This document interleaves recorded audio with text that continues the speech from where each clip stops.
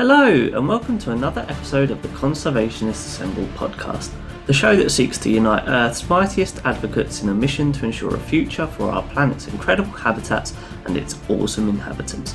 I am your host, Johnny Bloxham, and today's episode is putting a spotlight on the Diana monkey and the West African Primate Conservation Action, otherwise known as WAPCA. Join the podcast and today's expert guest as we discuss everything about this species and the conservation efforts directed at their survival. This week's expert guest is none other than Andrea Dempsey, Programme Manager of WAPCA and EEP Programme Coordinator for the Diana monkey, amongst many other aspects of her role, which we shall be discussing today. Please welcome Andrea as she joins the ranks of the Conservationists Assemble initiative to shed her passion, knowledge and experience on Diana monkeys and conservation. Andrea, thank you for joining us on the podcast today. How's it going? All good, thank you very much. Thanks for having me. You're very welcome. I'm thrilled to pick your brains about everything. You've certainly got many different aspects to your role, and I'm sure we're going to dissect that in a bit more detail as we work through the interview today. But we are here to talk mainly about Diana monkeys and the role of the West African Primate Conservation Action, or WAPCA. So first and foremost, could you tell us a little bit about Diana monkeys, please? Yeah, so Diana monkeys are a type of guenon from the Afro-Eurasian monkey taxa, and they're found in West Africa, through sort of Sierra Leone, Côte d'Ivoire, no further along the West African coast from there. They have a very distinctive behind, should we say, which is kind of like an orange with this kind of white bow. And that's where they got their name from this mythical character, Diana, who had always used the bow and arrow. And that's where their name originates from.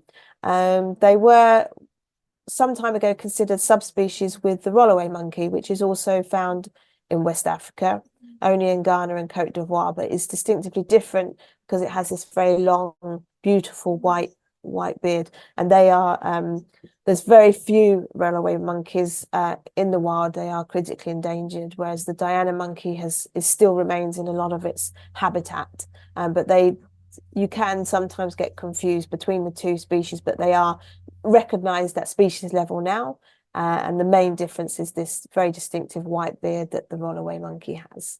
And they're a very vocal species. They like to scream and yell, and normally very female led, so they do give their husbands a bit of a hard time when they are introduced, but we try and keep our females together because you can't really in captivity put unrelated females together. They can be quite handbags at dawn if you do that. So they're an interesting species to work with.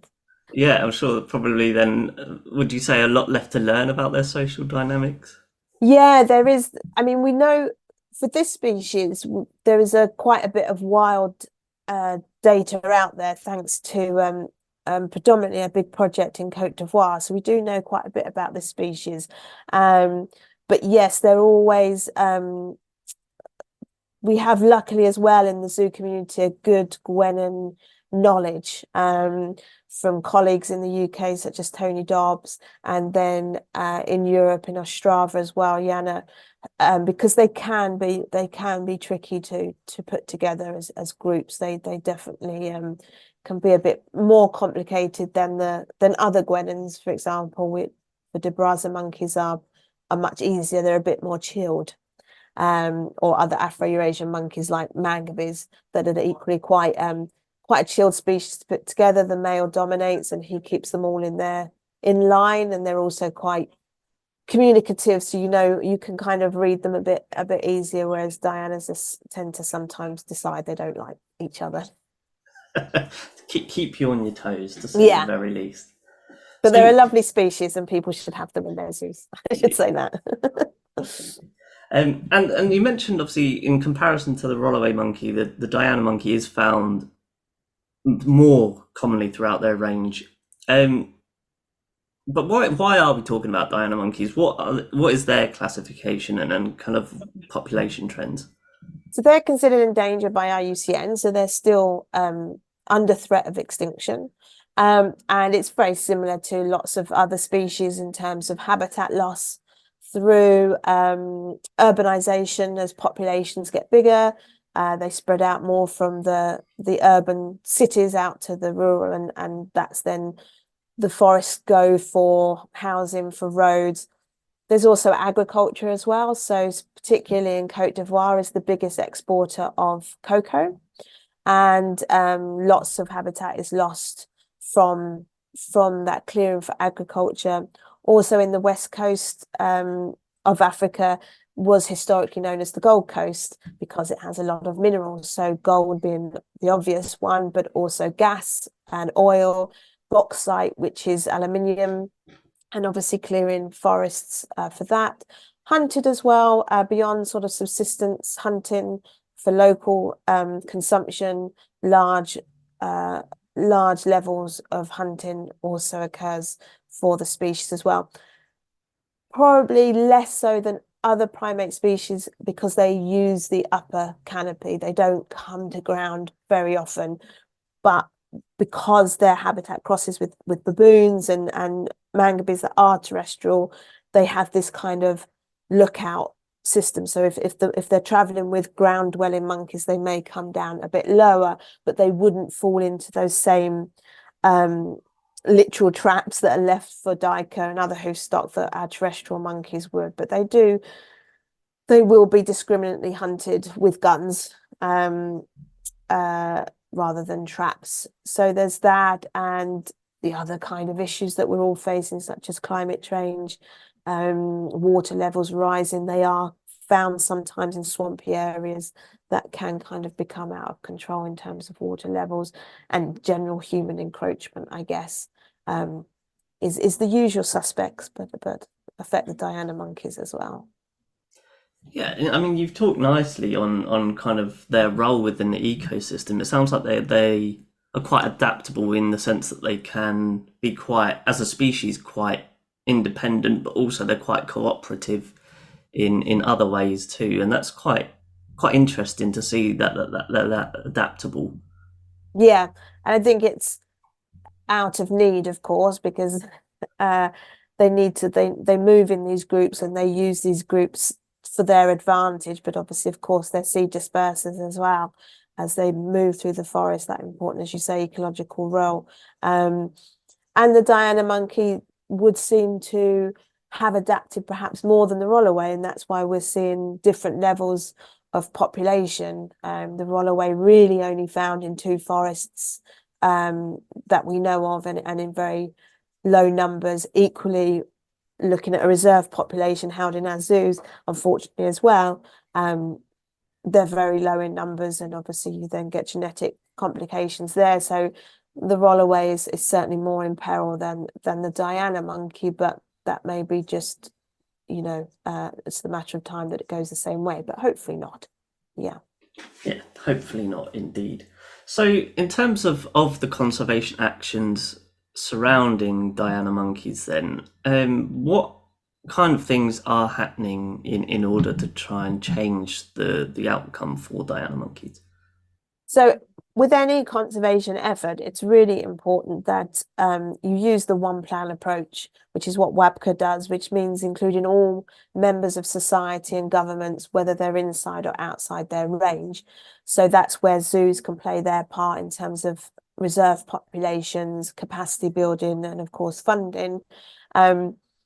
But what's really crucial there is to bring in local people, your local communities, not only on an ethical level, but also on a sustainable level. We have this phrase that I've kind of used before,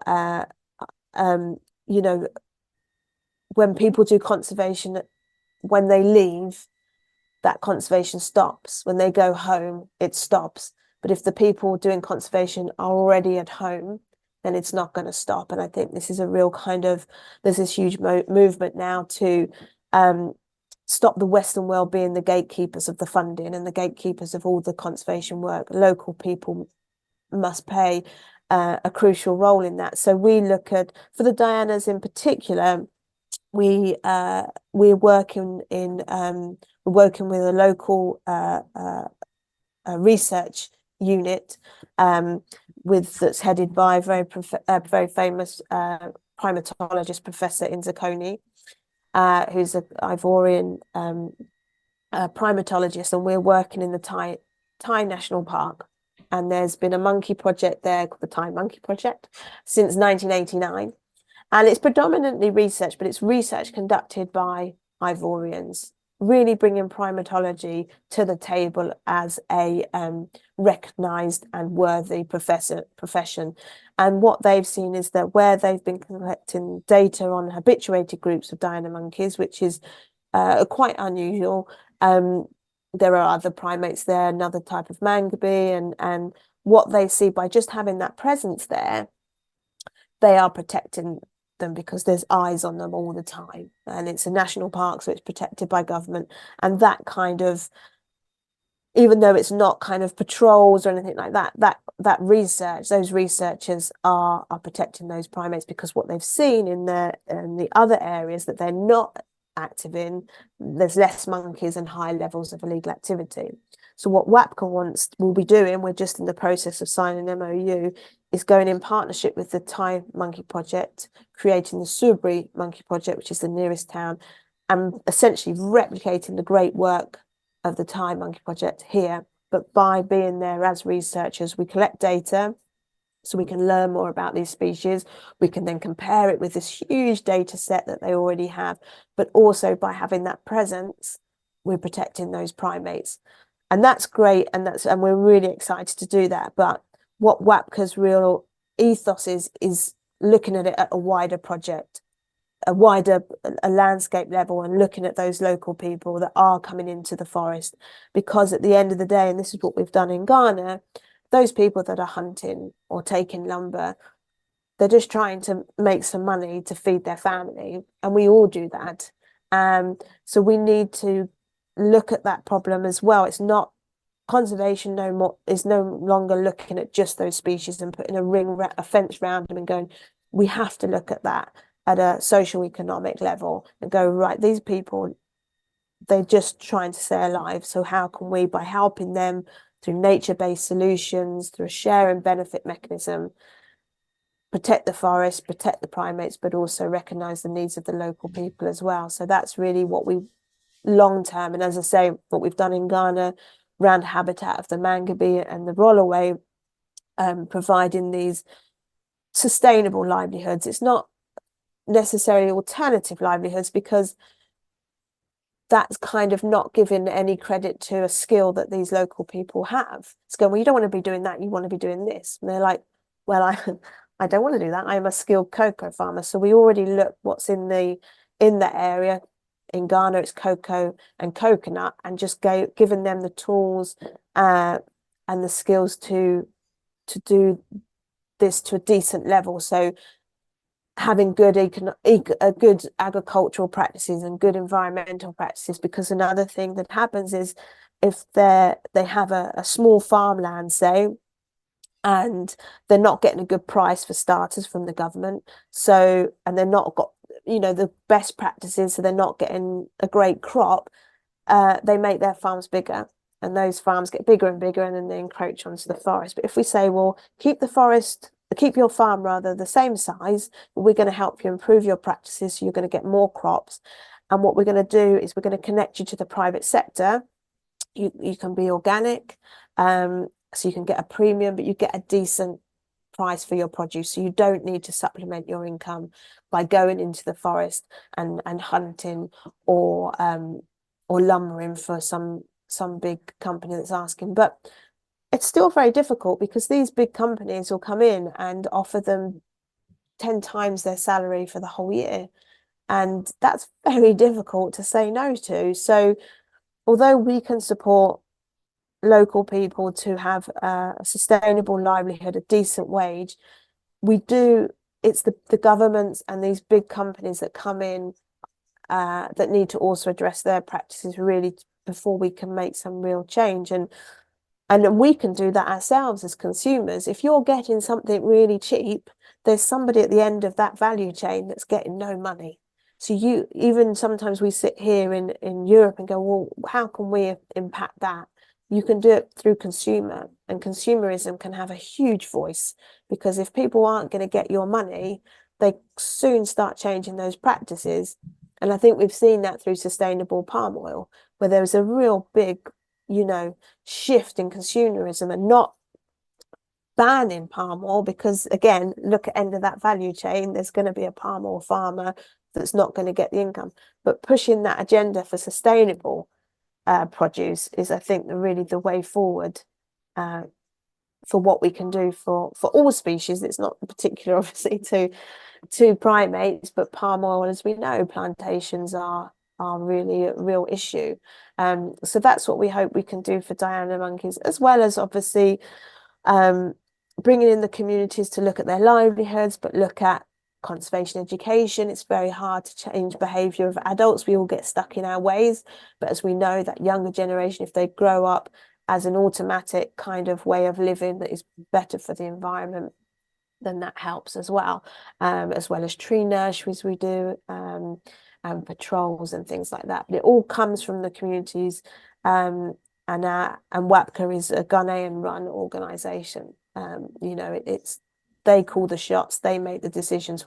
We're there to provide logistics and funding, but we have this long-term plan where they then become self-sustainable through their livelihoods, through the private sector that pay them not only a premium for being organic or premium for their produce, they also then pay a certain amount into a conservation fund. So by providing this produce, they're also providing funds for what we would pay for. So for patrols, for nurseries, for seeds, for meetings, for transport costs for meetings, that conservation fund starts to pay for that.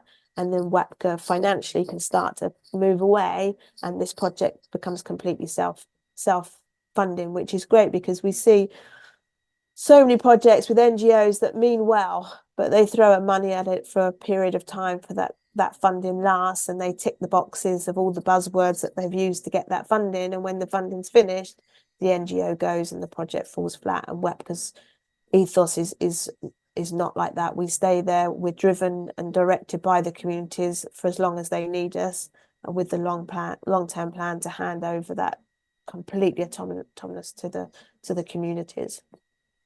Yeah, that sounds really incredible, and I suppose then it's also hopefully going to provide a model for other conservation organisations that A, already exist, or B, that are going to exist in the future.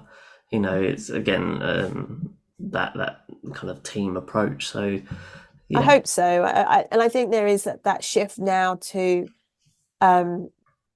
move away from this kind of colonial need for a white person to be there. As certainly for WAPCA, there are plenty of Ghanaians that could do my job and probably better.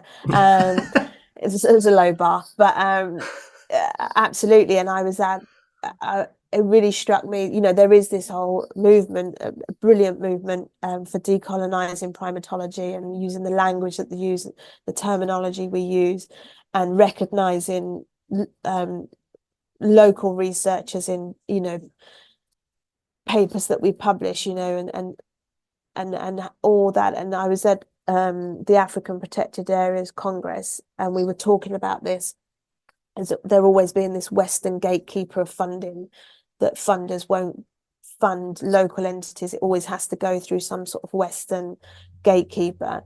And we were at this talk, and there was on this panel, scientists, researchers, professors, doctorates, all African, and they said, the Western world keeps talking about capacity building, but you're sat in front of highly skilled people, and yet what point have we built enough capacity that you allow us to actually manage our natural resources? And I think that's so true, and I really hope that becomes more and more as we conserve this planet, I guess. Yeah, I mean, it gets to the point that everything's evidence-based, isn't it? And how are you going to know until you try? Absolutely. Yeah.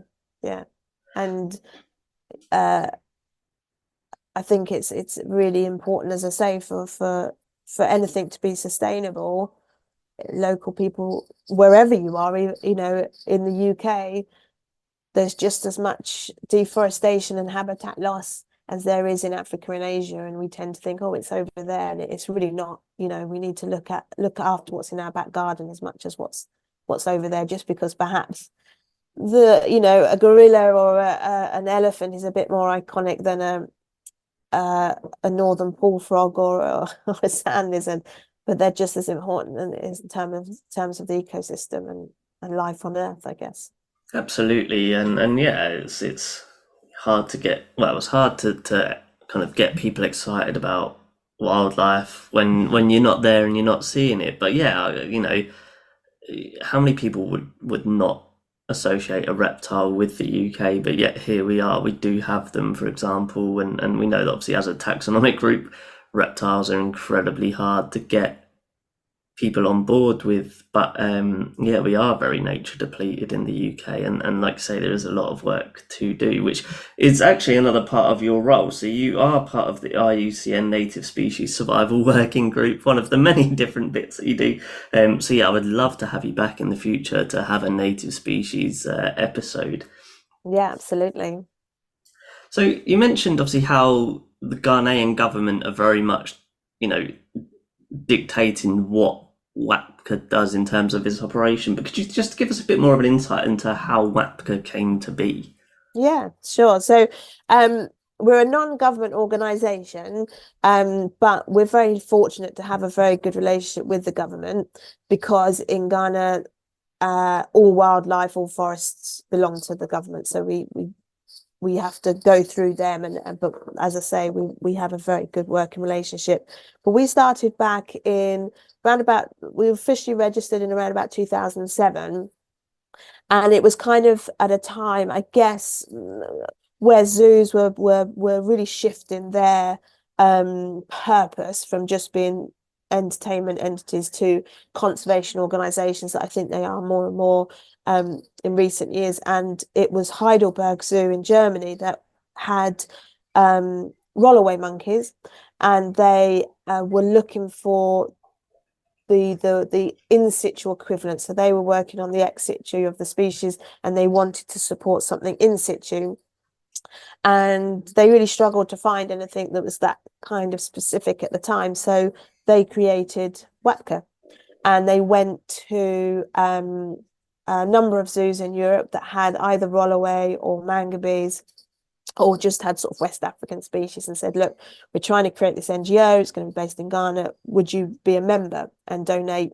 every year an X amount of money? And basically they said yes, and that's now grown. We have 20 members of European zoos that either have rollaway or mangabeys, and we're trying to expand that now to Dianas and Patas and king colobus and all these things as well. And they started with one coordinator in country, and then that coordinator tended to change every 4 years. Was a Westerner, still is a Westerner, with starting with a breeding program and then looking at the wild populations. And I joined in 2014, so I was a zookeeper before that for 10 years at ZSL, but fell in love with mangabeys and learned about WAPCA, and went out there and then did a master's, and then the job came up to be program manager. So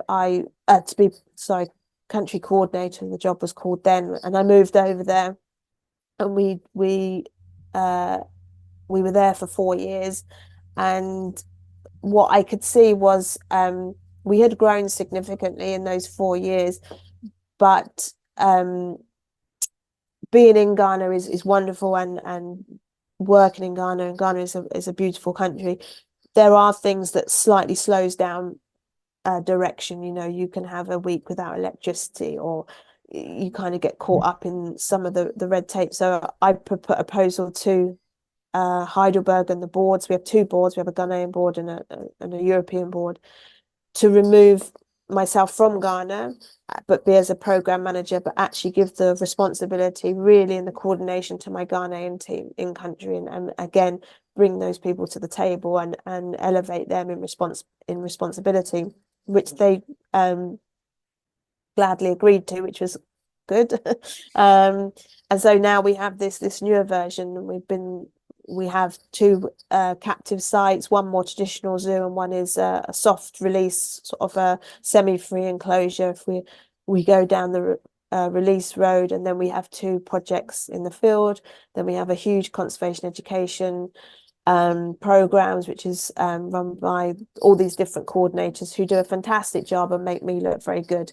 But I can concentrate on getting in those stakeholders, putting that funding together, you know, the kind of the day-to-day running at a management level, and develop the NGO, and the guys in Ghana do all the activities, which is not easy. It's not, you know, in the field, it's a really difficult terrain. It's very swampy, but they're brilliant at it. And then the team in Accra, which is the capital city, look after the captive sites, and run the education and the research as well that we do. So we have a whole research project and run by support from our membership, but other zoos come in and will give like one-off donation to do something very specific, or we have funders like the French Development Bank, Limelight Foundation is a new one that recently came in, that fund us as well. So we are very fortunate to have a lot of support, and we thank them very much for that support. But the what's brilliant about the funding from the zoo, it's guaranteed every year that there's going to be this core funding. So even if, you know, you have to write these funding applications that you don't know whether you're going to get them and they're only for a set period, we know that we've got this backup of these zoos that are always going to pay into this membership and be there, so we can keep running the organization. And what was fantastic was, even through COVID, which was the hardest time for zoos because they weren't getting that income from their visitors, they still supported us. And what visitors can see when they come, there's a direct, you know, your ticket money, you see these animals in whatever zoo it is, Heidelberg Zoo, Barcelona Zoo, Dublin Zoo, and your ticket money is going out to this organization that is saving the wild cousins of what you're seeing today. So I think it really, WAPCA, I think, is a very good example of what the role of zoos now play. And they are a conservation organisation. Without them, without good zoos, because not all zoos are the same, but good modern zoos, WAPCA wouldn't exist. So when people talk to me about what I do, oh, that's brilliant, that's really good. Oh no, I won't go to a zoo. Go, well, what I do and what my team do wouldn't be possible without zoos. And that's the role of zoos, what zoos play. And God, we'd love there not to be this need. We'd love to be, you know, a planet where all our animals in abundance, but we're not. So we have to have this entity. And as you know, the care and welfare that goes into good zoos, you know, is above and beyond what I think sometimes people realize. And certainly the keeping staff will do anything, literally anything, for the animals that they care for, and make sure that they have the highest level of welfare for those animals. Yeah, and certainly to add to that, what I'm learning through, you know, the various guests that I've spoken to for this podcast is that the standards of care that we are giving to these animals in good, reputable zoos are now, like you say, being transferred over to the projects in situ. And so those standards are also being transferred. So there's another face for why we should be advocating for good zoos. Yeah, that, I mean, and we've done that quite a bit, but we see it as an exchange of knowledge, because there's stuff that here in the UK and in Europe that we do with our animals, but we can still learn from our friends in range countries as well, because, you know, they equally work with those animals every day. So I really see it's like, it's not one-way transfer of knowledge, it's definitely a two-way. And we've been really fortunate in the last couple of years, thanks to donations from Yorkshire Wildlife Park and a private donor, been able to do exchange visits. So we've brought Ghanaian, my ex situ project coordinator Foster, he's been able to come over. Then we've had keepers from Yorkshire Wildlife Park, Greg and Jasmine, go to Ghana. And then just recently, thanks to Wildlife Vets International, we brought our 2 vets over. And it's you know, as you know, you can't always learn everything from a book. So having these experiences both away can just be that so valuable. The difficult thing is getting visas for Ghanaians, which is very frustrating. But that aside, the exchange visits have been really valuable, and we really encourage that for keepers that might be listening to this podcast. If you want to WAPCA, come out and visit WAPCA and see what we do. We always welcome people visiting, and we just can have that knowledge sharing opportunity, basically. Yeah, it's amazing. I'm certain there's probably no shortage of zookeepers that would attest to the value of networking over. Like, yeah, great, go read a book in your spare time. But yeah, I would put money on it that more people would attest for networking over reading a book most days. Yeah. So in terms of obviously roles of zoos, we've started touching on it, and I want to now shift on to your role as the EEP coordinator, because we've mentioned how the species or the individuals held within zoos are advocates for their wild counterparts. But obviously there's a lot that still needs to be done in terms of that goes on to ensure the right animals are existing, kind of thing. So could you just tell us a bit more about your role as the EEP coordinator? Yeah, absolutely. So when you've got a captive population, you need to really manage that on primarily a genetic level, so that you know that you're not inbreeding, for essentially, so that you're not going to get a population that's so inbred they no longer can breed, and then that's it, game over, kind of thing. But also now looking at the behaviors of those species, and it goes beyond genetics. Okay, this male and this female are the least related to each other, so we put them together.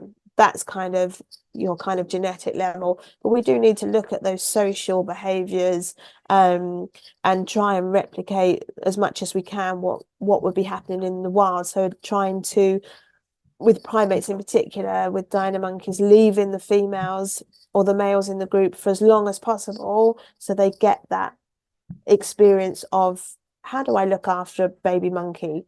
We see if we take females out of a breed of their family group too soon, or before they've seen another offspring born, when they get to be the mother first time, they then often just go, what the hell is that? and reject the baby. So we really want to make sure that we're replicating that. So we try to move towards more of a natural population group. So historically, and still sometimes does, Guenons are kept in a 1.2 group, and that's your standard group. But we know that they live in larger groups than that. So we're really trying to build up those kind of group sizes if we can. But it's tricky because you only have so many to work with, and that's really now why, certainly for the Diana monkey EP, it's a ISB as well, so it's an international stud book, which I'm also coordinator for. So reaching out to our friends across the pond in America and even Japan now, because we are running out of options. As is right, zoos are building bigger and bigger enclosures, but as you build those big enclosures, your species numbers go down. So we need to manage that, which is fine and the right way to do. But what's great about that as well is we can look at mixed exhibits. And again, looking at how do they look in the wild? Well, Diana monkeys run with a number of host stock, number of other primates and other things. It gets a bit tricky when you've got prey and predators. You don't really do that. But mixed exhibits are just fantastic, because so you can use this big space and you can use all levels of it. So but Leipzig, I think it is, they have hippos, or it might be Bavell, hippos with Diana monkeys. So you've got this hippo using this level, but then what's happening up here? Nothing. Okay, let's stick a Diana monkey in there. And then, you've just got this whole new dynamic, which is not only enriching for the animals, but also for visitors. So they're a very popular mixed exhibit is a mangabey and a gorilla. and the interactions you get between two quite gorillas almost entirely terrestrial and the mangabey that is semi-terrestrial is just fantastic. Like if you go to Gaia Zoo, they've got their black-crested mangabeys with their gorilla. To Valencia, they've got, and it's just a different level of viewing. So that's what we're trying to do as an EMP coordinator, look beyond genetics. Genetics is important, of course, and to maintain that we look at it in terms of, so we do the maths. I say we, there is population biologists that are much smarter than me in the ER's office. We go, right, how many births do we need each year to ensure that our genetic diversity, we look at it at 100 years, and have we got what we call founders? So founders are wild genes that aren't represented in the were new into the European population. And of course we don't now take from the wild, but depending on how many you started with, obviously determines how many different genetic pairings or genetic individuals that were completely different to start with. So that's when it starts to get a little bit more complicated. But there's all these different factors playing into whether your population is going to be sustainable in 100 years, and there's software that does it for you that tells you whether it will or not, or if you have X amount of births. But again, that's where WAPCA comes into play, because another role that WAPCA plays is we're part of the mangabey for the white-naped mangabey, Cercospora lunilatus. We're actually part of the EEP program for them. And what we're able to do, because unfortunately mangabeys do come into the pet trade, we can confiscate them. It doesn't happen that often, but it happens.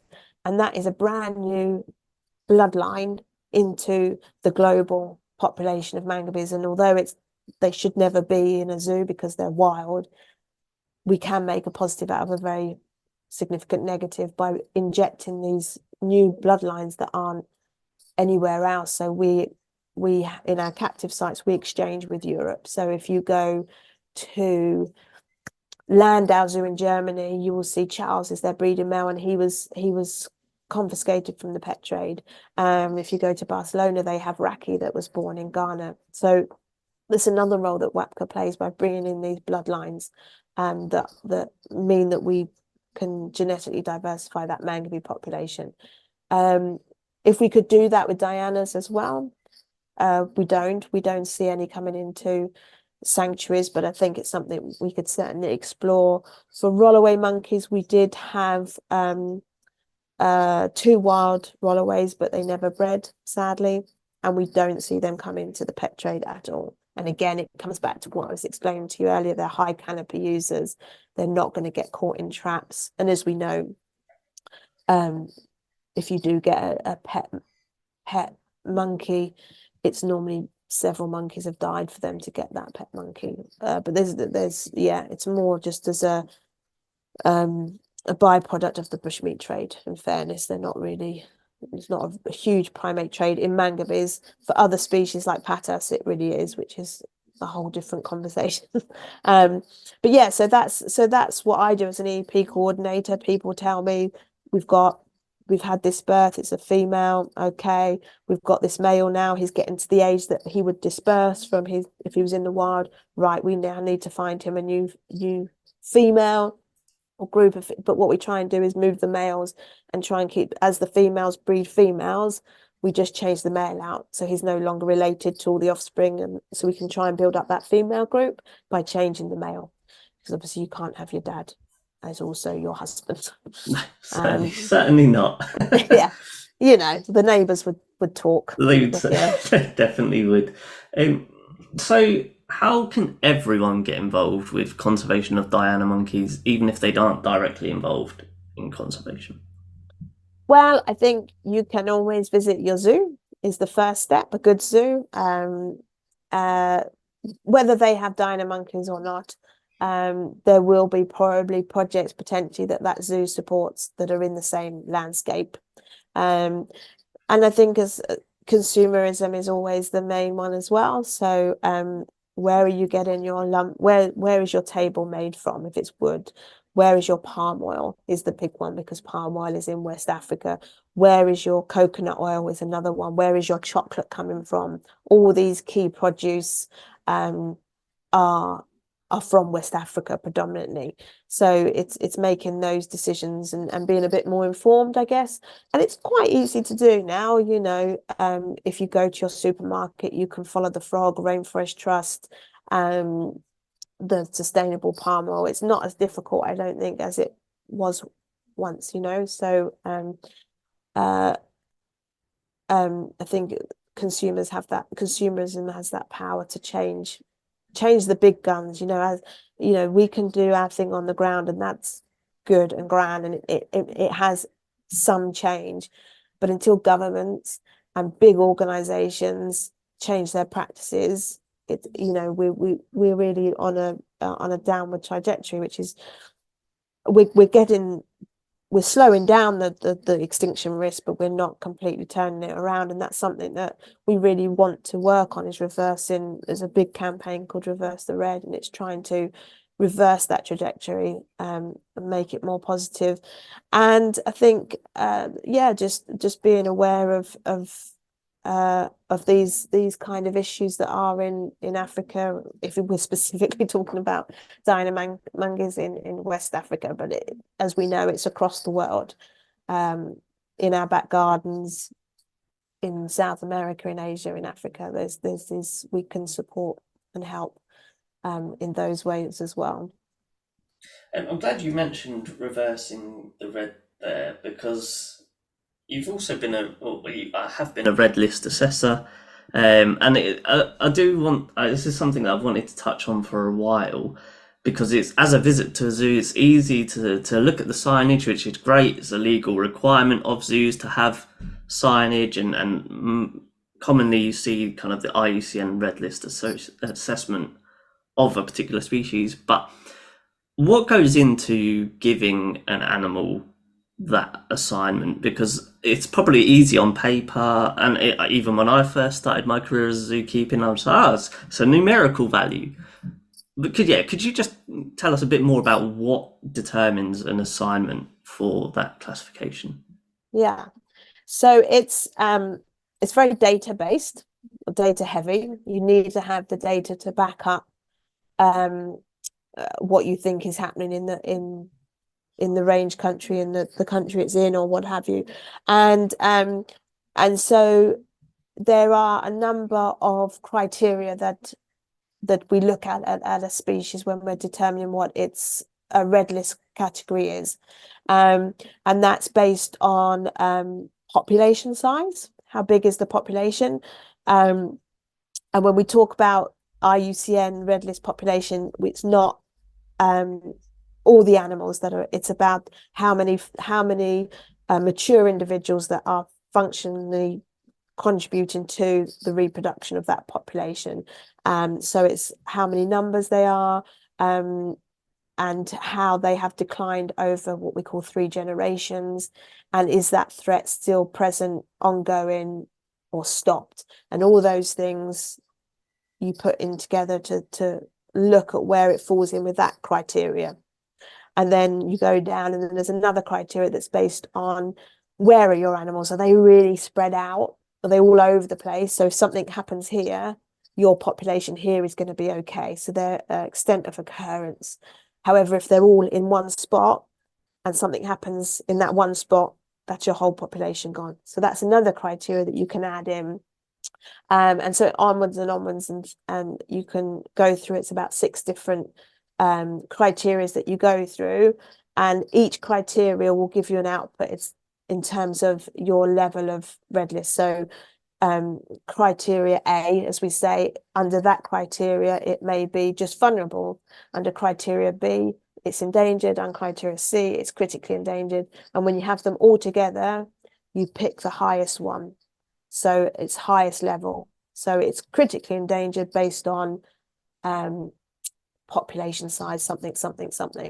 So you even though it's vulnerable in another criteria, you don't add that, you go for the highest one. So you get all this data together, and it's a lot of maths. It is a lot of maths, but again, thank God for technology. There is a software that does the maths, but you need to understand, as a red list assessor, the principles behind it and the terminology, as I say, population size just being one example of what we would perhaps understand something, IUCN Red List have a very distinct understanding of it, and you need to make sure that you understand that, because it's incredibly a clever system, because you apply it to all taxa. And as we know, all taxa have very different life cycles, and but you can apply it completely across the board. So it's really it's really fascinating to go through that process. It's quite complicated, but it's also very, very clever, and really is a barometer of extinction. How likely is this animal going to go extinct, essentially, and takes everything on board. So, and unfortunately, if you don't have that data, it's very difficult to do a red list assessment. And so when you can't trigger any of those categories A, B, C, D that I was going on about, the species gets a category of data deficient, which means there just isn't enough data, but it doesn't mean that it's not potentially critically endangered. And sometimes people look at that, when they look at a sign, and they normally have the standard IUCN sign where you've got extinct in the wild, critically endangered, vulnerable, and so on and so on. Data deficient tends to be at the end of that line, and there's sometimes a communication that people say, oh, data deficient is grand. It could be as critically endangered as other species. We just don't know. So that can be a little bit misleading, but it just serves as this kind of knowing how these species are doing. But what's great now is there's this green list, so you can now get a green status, which is really brilliant, because the red list is a bit depressive because everything's critically endangered, and when we try and look at conservation, we try and have some conservation optimism to try and say it's all, it's not all doom and gloom. There is still hope out there. And that's what the green status does. It goes, right, this species was on this trajectory of going extinct. This is the conservation input here, and it's now on a steady upward incline. Or if we'd not done this, this is what would have happened. So it kind of goes, actually, we are doing, if we'd done nothing, this is what has happened. If we stop doing something now, this is what's going to happen. If we carry on, this is what's going to happen. And what's brilliant about that is because when you are applying for funding, a lot of the time, you'll get the guidelines saying only a threatened species, according to IUCN Red List. So that's vulnerable, endangered, or critically endangered. But almost by the time you're at critically endangered, the hope is kind of gone. But equally, you almost want to keep your animals endangered, because if they're not endangered, you're not going to get any funding. But rather, so it kind of can be a little bit misleading. Whereas if we have the green status, it shows, look, they are now only least concern. But if we don't carry on these efforts, it's going to go back up to critically endangered. So it kind of really is a really useful tool for those funding applications for those species that are least concerned, being threatened, but being reactive, being proactive rather than being reactive to. If we wait till they're critically endangered, there's already a path set, and they're just here by what we call an extinction jet lag. That just by time, there's a population existing, but they're all old, and they're going to die, and then they're gone. So they're no longer a functioning population, and they're going.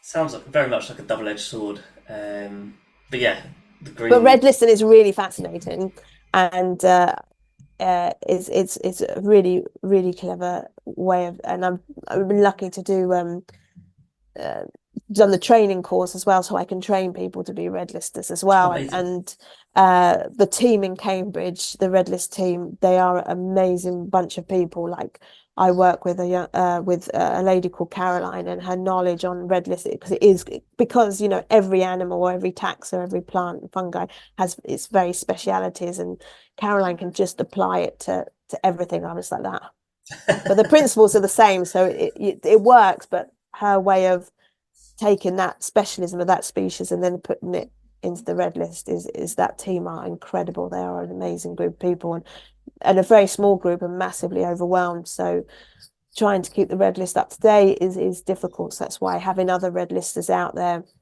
is really useful, and those experts to get that information and applying that criteria is really, really essential to really understand what's going on our planet.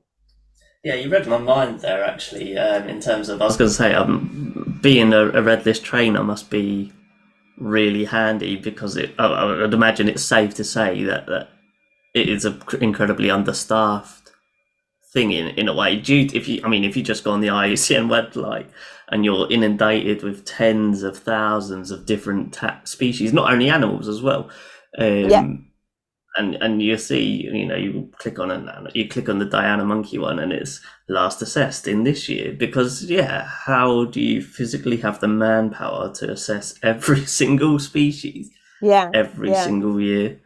And the thing is, we have these within IUCN, we have these species specialist groups, and they tend to come together to do red listing in terms of, so they're made up of experts. So you have your primate specialist group, and within that you have your African section. So when it's time, like every 10 years, to review the red list, they will come together as experts and bring their data with them and do the assessment.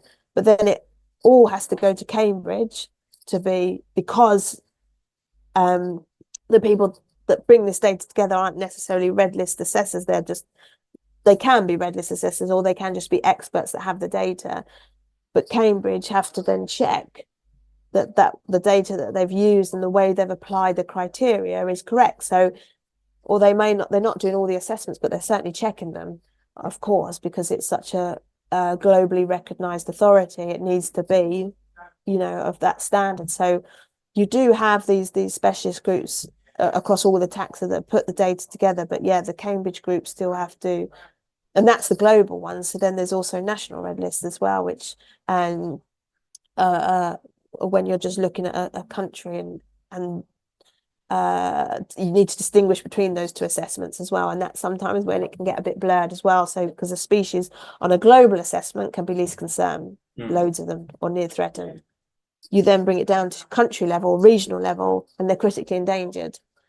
But it's interesting where you see some organizations perhaps advertising that they're saving a critically endangered species. They forget the little caveat that that's only in the regional. But that's equally important because, again, these areas have their own ecosystem. So it's not that species conservation isn't important, but there's two very different assessments going on there. That you just need to be a bit mindful of.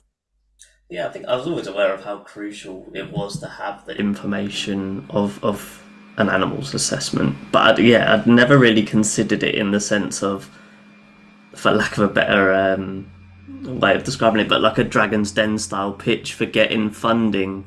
So I mean, the red list unit and the that concept isn't a priority list. They don't say this one is more it's just a measure of the likelihood of how quickly they're going to go extinct, essentially a barometer, as I say. For them, that is what it is.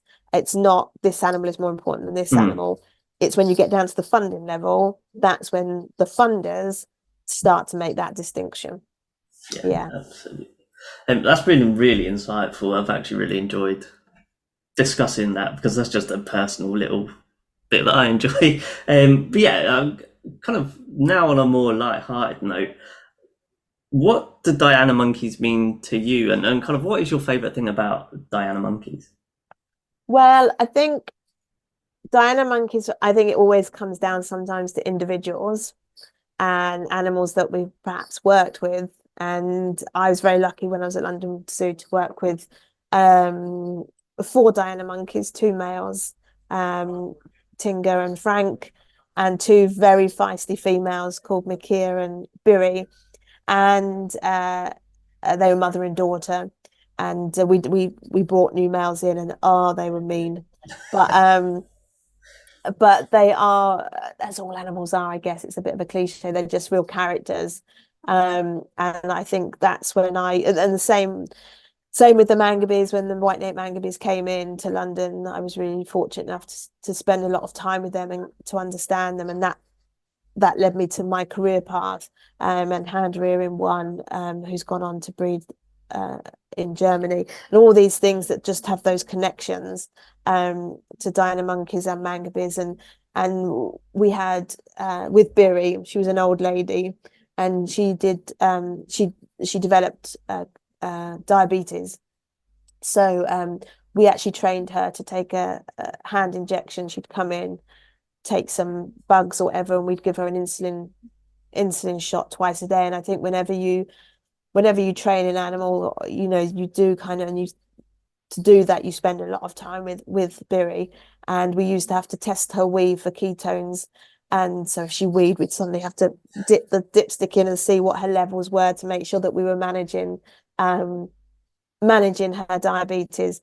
But there was this one beautiful moment with Biri. She had this call that was like, it sounded like she was saying yes. She'd go, yeah, yeah. And just one day, my boss, my team leader, Tracy Lee, was with me at London, and we were looking at the Diana monkeys, and Biri came over, and I said, and like jokingly, I said to my boss, I said, oh, I can just make her wee on command, and she'll tell me that she's going to wee. And I just said to Biri, I said, are you going to have a wee? And Biri just went, yeah, and then weed. And literally, my boss nearly had a heart attack there, and then she's like, oh my God, that's amazing. And it was just so funny because it wasn't true, it just happened. And yeah, Biri was she only had like one tooth, and she's a lovely character, and I have a picture of her just I'm looking at now. And yeah, just real characters, just monsters sometimes, with poor males that would come in, and they would gang up on him, and not to any, they'd just chase him around or whatever. And Frankie Doodle, and we'd have the Mangabes and the Dianas in the same house, and when they start calling, you just get this kind of grumble of the male Diana monkey, Frank, and then the call of the male Mangabe, and it was just this beautiful kind of cacophony of calls that was just lovely. So yeah, I think, yeah, when you work with an animal like that, that's certainly where that passion comes from. And I think this is something that, yeah, connects me to West African primates like the Diana monkey and the white-naped mangabe. Definitely, they just, yeah, they stole my heart many years ago. And some might say obsessed, I just say passionate, but I'll leave that for others to debate. Yeah, I think whatever people choose to determine it as, it's easy to see that you have that spark when it comes to West African primates, and I can certainly see that, A, from this conversation, but B, just from this list of notes of all of the different roles that you have. But yeah, in terms of all of those different roles, would you say that there's quite a lot of an overlap, and that's not to take away from all of these things that you were doing, but would you say that kind of, for example, being the vice chair of the Afro-Eurasian tag and part of the primate specialist group, it's all kind of interconnected? Yeah, absolutely. And I think it has to be. We can't be working in isolation. That's just very short-sighted. We all have, you're never like signed off for knowing everything about mangabes. It's always a learning process. We can always learn. I think if you don't look at everything on that collaborative level and that sharing of knowledge level, I think it's really short-sighted, as I say. So I think, yeah, we all work together and complement each other. Again, it's you looking at the one plan approach as well. And with the primate specialist group, it tends to be more in the field, whereas obviously the tag is within the European collection, and crossing those two over and working together and benefiting from one another, from our knowledge, I think can only bring better and more meaningful impact for the species that we're trying to protect. So yeah, I think it's crucial. You've got to be like that. You've got to have that kind of want to share and listen and learn, even if you've been working in the industry for 50, 60, 70, because you do get people that have dedicated their life to it, but we're always learning. There's never a time where you know everything, because everything's changing, and we find new things out, and animals adapt, like you said at the beginning. So then what we thought they do, due to their new environment or the pressures being put on them, they change and learn and adapt. So I think we're doing the same as well as humans. Absolutely. So yeah, Diana, thank you for giving us a real in-depth insight into the trials and tribulations of Diana monkeys and the role and foundation of WAPCA. So yeah, we do now just want to focus a bit more on your career. So when did you know that you was going to get involved in zookeeping and bioprocess conservation?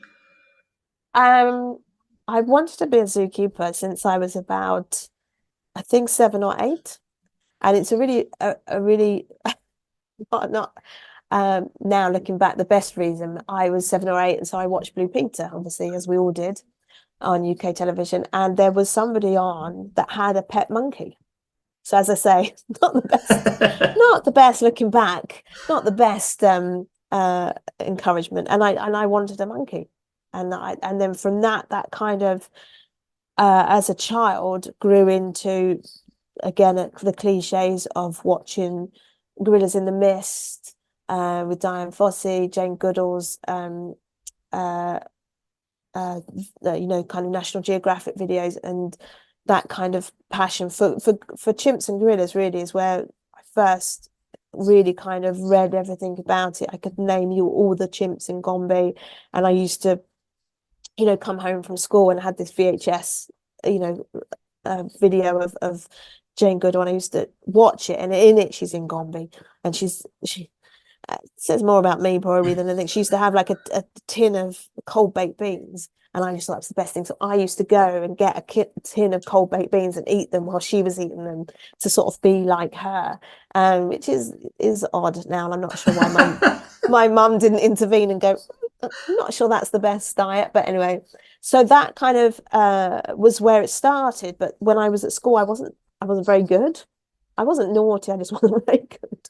And my careers officer said, oh, well, you need sciences and all this. And I was like, wow, that's that kind of nail on the head. And followed my dad worked in the film industry, and I kind of followed him into that. And into I did hospital radio and media, and that led me to the Edinburgh Fringe, and I started working in comedy, and then I became tour manager for comedians as well as working on the film industry as well as assistant directors on model units, never with actors. It was always with the models. So the most famous one being the Harry Potter movies. So my dad built Hogwarts, and I filmed it in Shepperton Studios. And then it was when I was working on a theatre production of 12 Angry Men, which was we kind of mashed it up, and instead of actors we had comedians, and I was involved in that. And one particular comedian actor always spoke about monkeys in his set, monkeys this, monkeys that, blah blah. And when he got married, I decided to adopt him a monkey, and I looked on London Zoo's website to adopt a monkey, and I saw there that you could be a volunteer keeper. And I was like, oh, that's the best. So I used to work in film and long hours. And then on a Sunday, I'd go and volunteer at London Zoo, and did that for 6 months or something. And then at London and other zoos, they take on summer staff, so they take on additional staff. So it was a decision there whether I went back to the Edinburgh Fringe and did another year. I'd already done 10 years. As at this point, I was company manager, or do this summer season at London Zoo. And I decided to do the summer season. It wasn't a very difficult decision. And also, moving from comedians to primates was also quite relatively a straight line. Transferable skills. Yeah. So yeah, and then that summer season finished, and I went back on tour, and then got offered a seasonal position again, and then that turned into trainee, qualified senior.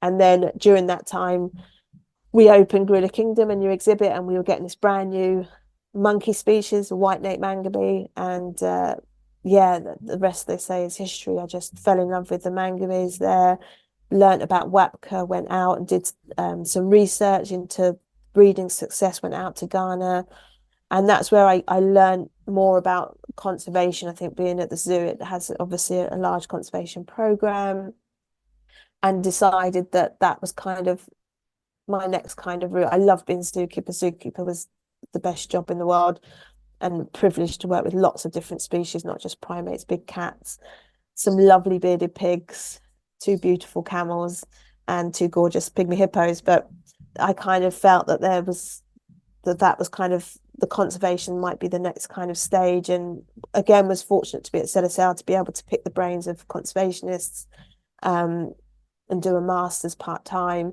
And just for my master's, my final thesis was going back out to Ghana and surveying the forests where I saw wild rollaway monkey, which was just breathtaking.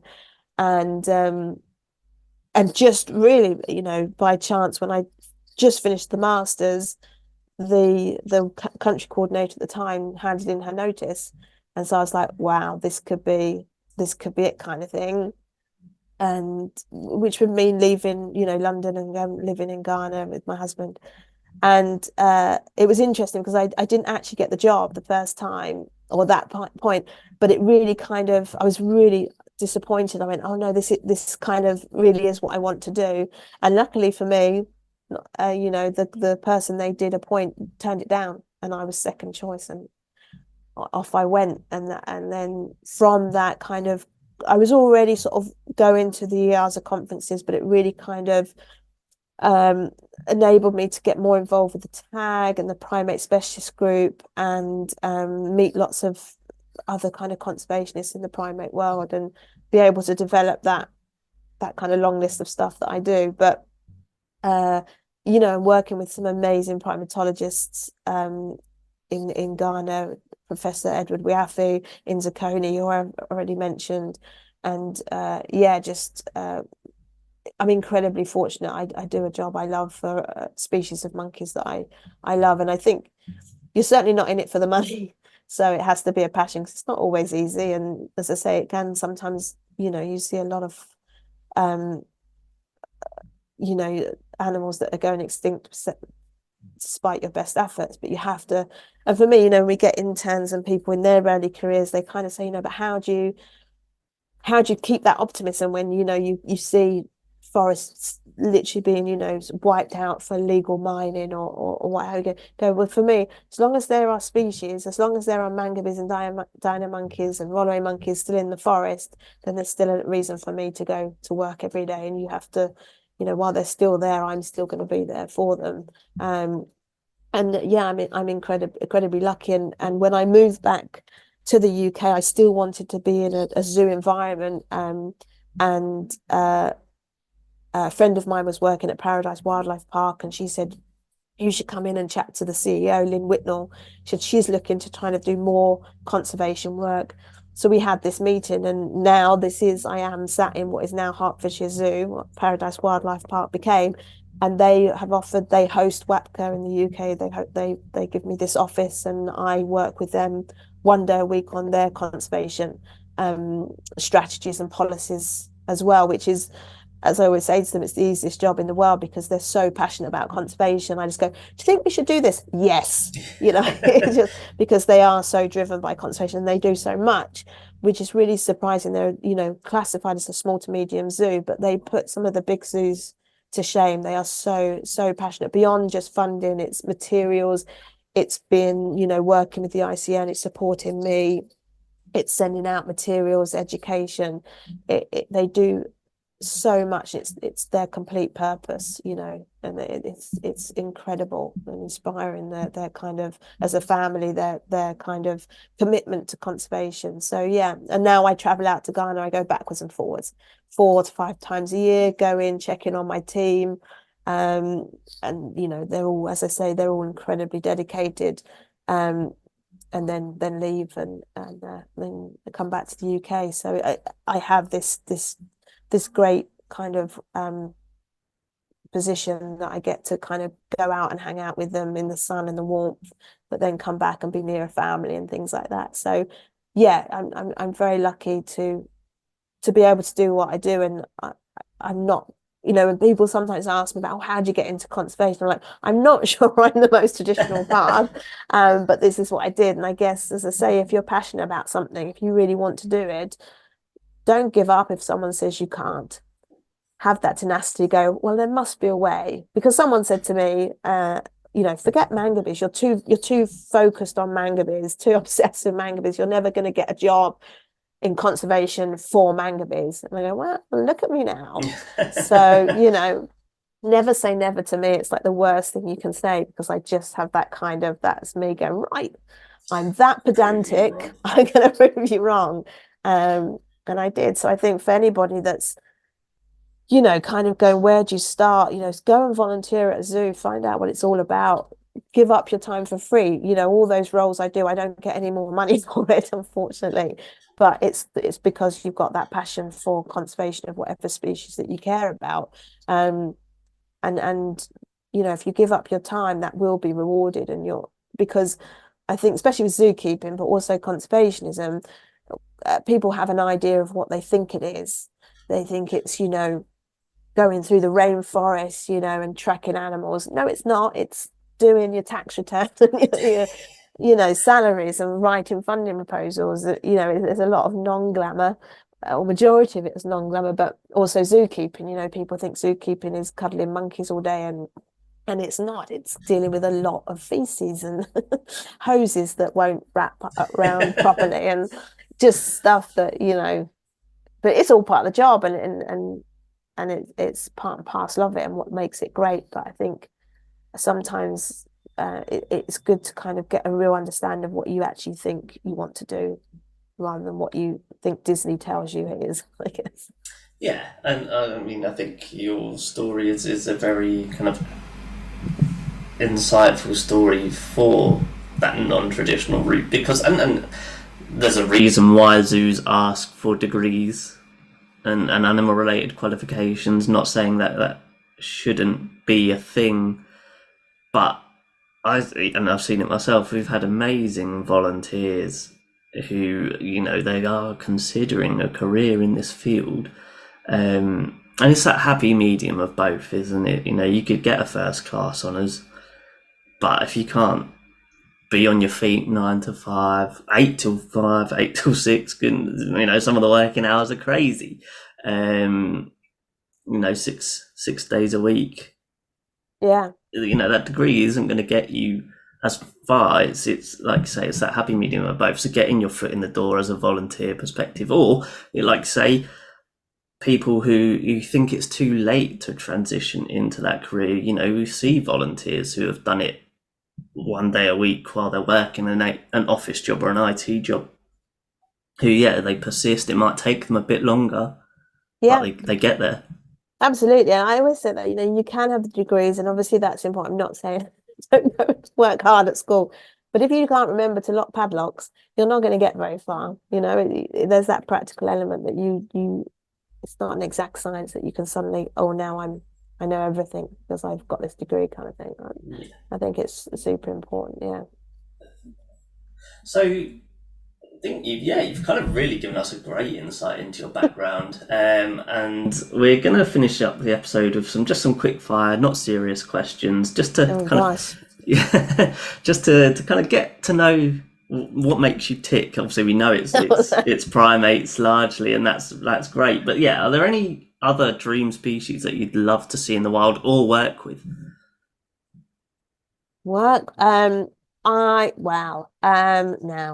gosh.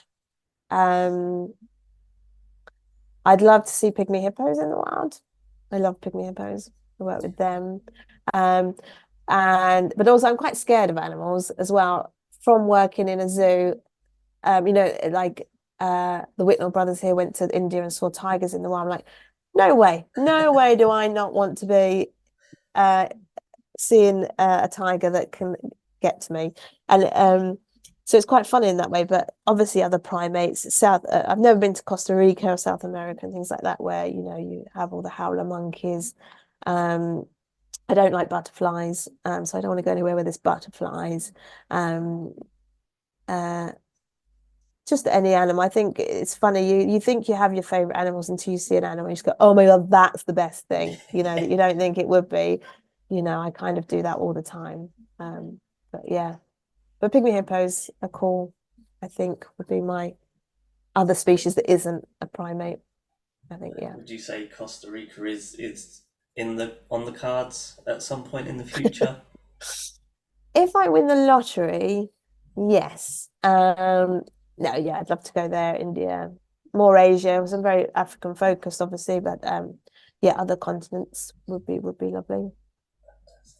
And we've obviously talked about native species, and we know that introduced species can have profound impact, which will be discussed in a future episode, hopefully.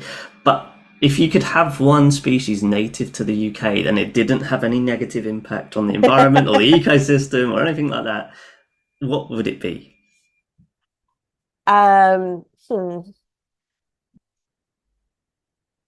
Wow. I think, yeah, I think I would probably, now that's tricky.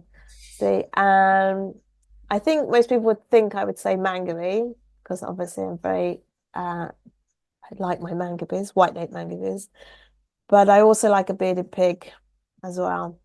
That would be cool. Yeah, yeah. I would Or have more understood if you said a primate though, because yeah. we could do with a primate in the UK. Certainly not a great ape or anything like that running around. Nothing that's But yeah, smelly. we're not hitting that niche. A primate would have been a very good answer. But yeah, a bearded pig, great, love a pig. I love a bearded pig. And when you're not working, how do you keep busy? Or not keep busy? I sit on my sofa a lot. It's the number one a top relaxation. I walk my dogs. I have two lovely dogs. I love dogs, so I walk them a lot. Yeah, and hang out with family, I guess. I have two amazing nephews, twin nephews, Jensen and Austin, that are just the best and hilarious. And I get to give them back at the end of the day, so that's always good. I love hanging out with them because they're just way smarter than I am. It's just ridiculous. Like, you know, when you're sort of used to pretend that you didn't know what they were talking about. I genuinely don't know what they're talking about, and they have to explain it to me. Yeah, they're just the best. That's my favorite thing to do. Awesome. And what are you doing once we've finished our conversation here today? Oh, well, the glamour is I'm working out a budget for this year for one of our projects. And I'm just now looking at my list of things to do. I've got to review some abstracts for the IASA Conservation Forum that's coming up. And I've also got to look at my Diana monkey recommendations, funnily enough. So I've just sent out a questionnaire to all my Diana monkey holders just to update me on what animals they've got where, if they had to split any groups up, what's coming up surplus, if they are looking for anything they're bringing into the enclosure, like another Diana monkey or something like that. Just to get a sort of an annual questionnaire, just to get a good idea of what's happening in the zoos. And I've got to go through all them and just see if I'm going to make some recommendations based on that. So I have that to do. And that's about it for today, I think. Yeah, I have a list. I love lists. So I have a list for every day in front of me. And then I always like to put something on that I've already done so I can scratch it off straight away. So It makes me feel a little bit better about myself. But I love a list. No, so I have lists everywhere. See huge benefit in lists. I will also be adopting your idea of putting something that you've already done on it, because I don't do that and it makes me feel rubbish. Yeah, I highly recommend it. And last question then, what do you think should be the biggest takeaway from this episode for our listeners?